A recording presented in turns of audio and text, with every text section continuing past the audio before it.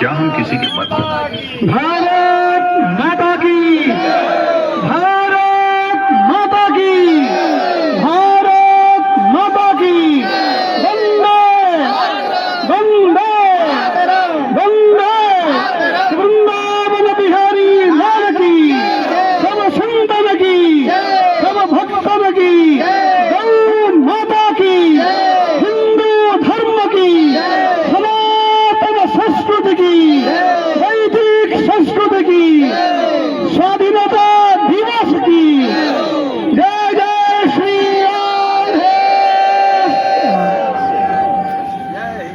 आज आज आज आज आज इसको कम करिए बहुत सौभाग्य हम सबका है, और कम करो। जिन्होंने हमारे देश के लिए क्या नहीं किए, अपने आप को मिटा दिए केवल स्वाधीन हमें प्रदान करने के लिए। नहीं तो क्या दशा थी। जब हम इतिहास पढ़ेंगे, पहले मुगलों का शासन हुआ, मुसलमान क्या क्या हिंदुओं के ऊपर अत्याचार नहीं किए, उसके बाद फिर अंग्रेज आ गए, न जाने क्या क्या हमारे ऊपर अत्याचार किए हैं। बहुत सारे महापुरुष, देशभक्त, देश प्रेमी हमारे देश के लिए अपने जीवन को न्योछावर कर दिए हैं। आज उन सबको हम याद करते हैं। आज हमारा भारत स्वाधीन हुआ था। इस विषय में हम पूज्य श्री गणेश जी महाराज से निवेदन करेंगे, हम सबको उद्बोधन देंगे। राम।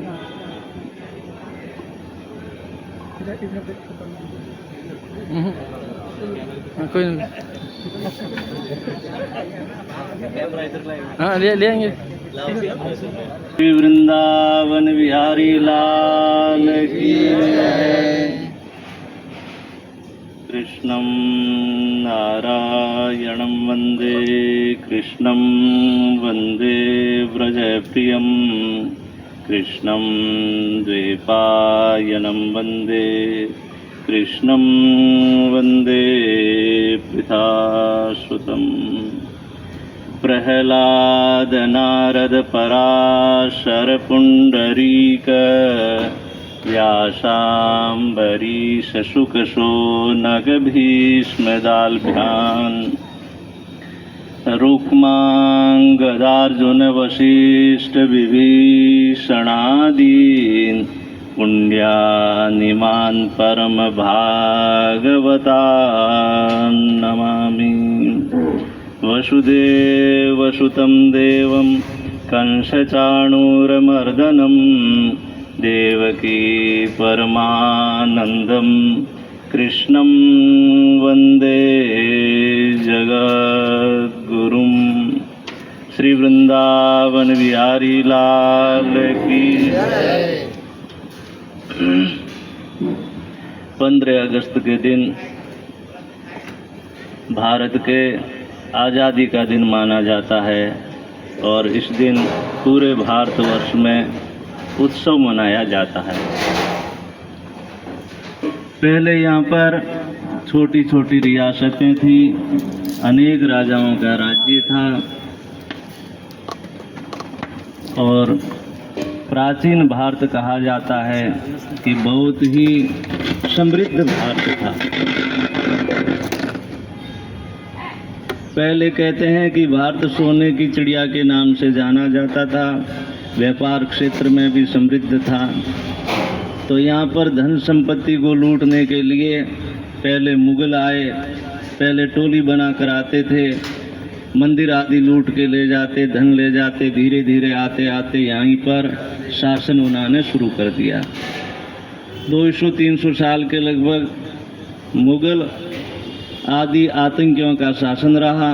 उसके पश्चात अंग्रेज आए, अंग्रेज़ों ने भी शासन किया, लूटा, अत्याचार किया। वह बड़ा ही लंबा इतिहास है।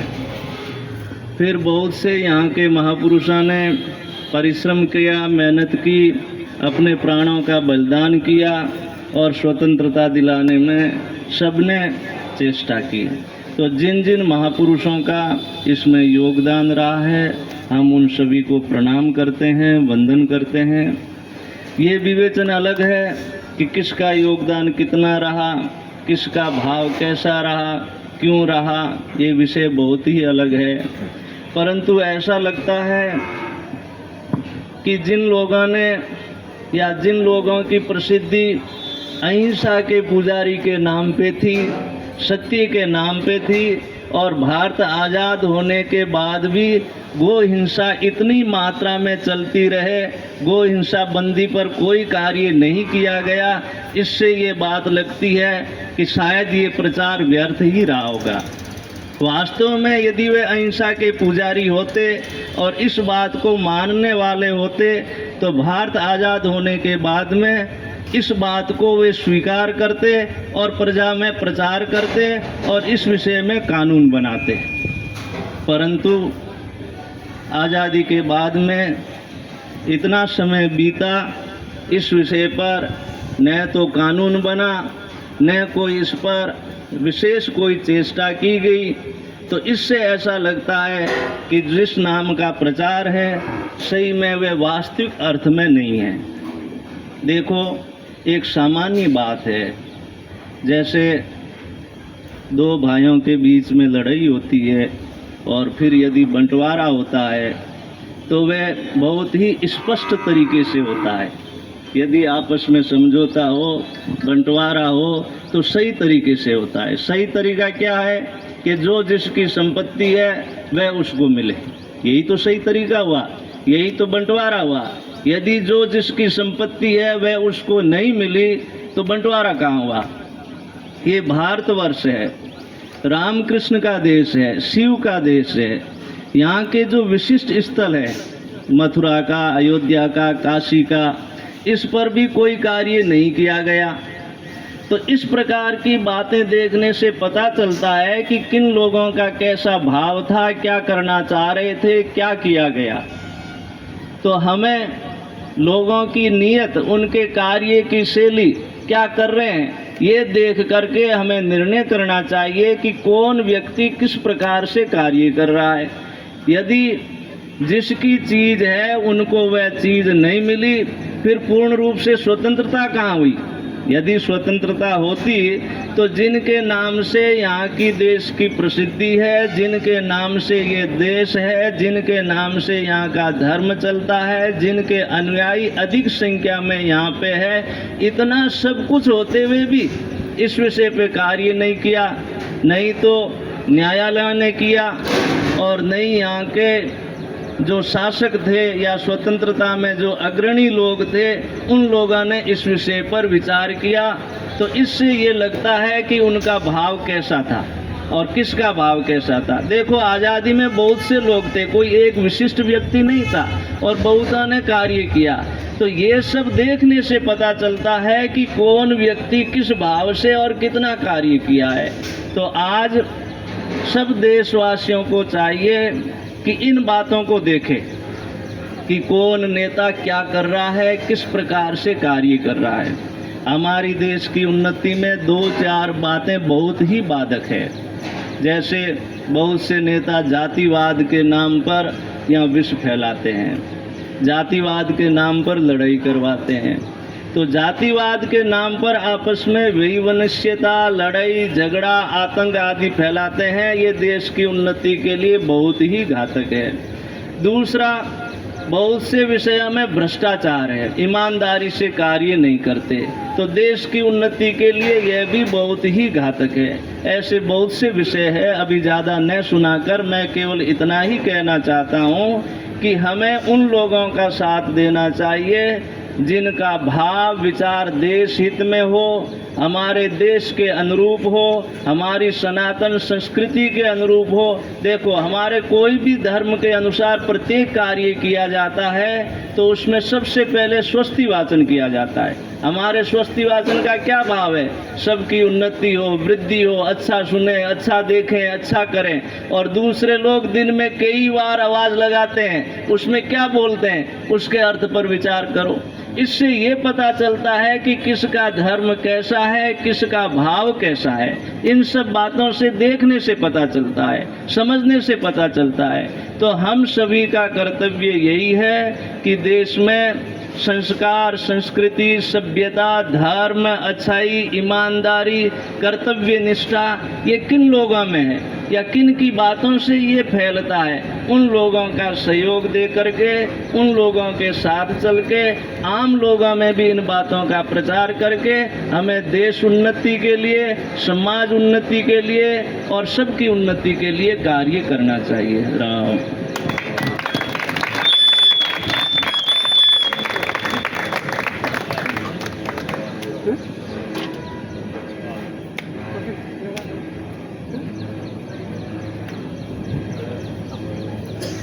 श्री वृंदावन बिहारी लाल की जय।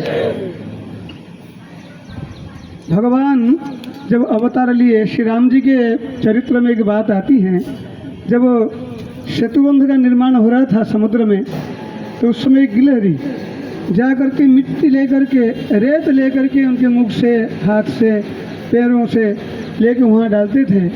भगवान देखकर अत्यंत प्रसन्न हो गए, अरे भाई तुम क्या कर रहे हो? वो कहे देखो मेरे इतना मेरे जो कर्तव्य है उतना कर सकता हूँ, मेरे बल लगा करके, मेरे जो योग्यता आपने दिए हैं सबका सदुपयोग करके मैं रक्षा किया। तो भगवान प्रसन्न हो करके अपने अंगुली फेर दिए। श्री गिलहरी के देखना पीठ में 3 अंगुली का चिन्ह है, तो भगवान राम जी की कृपा है। तो हमारा देश जब स्वाधीन हुआ, सब लोग मिले हैं, सब मिल करके, कोई गरम दल थे, कोई नरम दल थे, लेकिन भाई सबको मिल करके आज भारत स्वाधीन हुआ है। लेकिन अंतिम में हम सबको पढ़ाया गया कि केवल अहिंसा से स्वाधीन हुआ। बहुत ऊंची बात है, बहुत बढ़िया बात है, लेकिन आज महाराज जी निवेदन किए कि अहिंसा से भारत स्वाधीन हुआ, अभी गौ हत्या हो रहा है। गावो विश्वस्य मातरः, जो गौ माता विश्व का माँ है, सब जितने भी धर्म संप्रदाय सबके माँ गौ माता है, उस गौ आज कट रहे हैं, गौ माता की सेवा नहीं हो पा रहे हैं। द्वार द्वार, घर घर, कहाँ न जाने, बाहर रास्ते में गौ माता भटक रही हैं। इसके लिए किसी का भी देखने के लिए दृष्टि भी नहीं हो पाते हैं। बहुत दुख की बात है। आज हमारा हिंदू संस्कृति इतने महान है।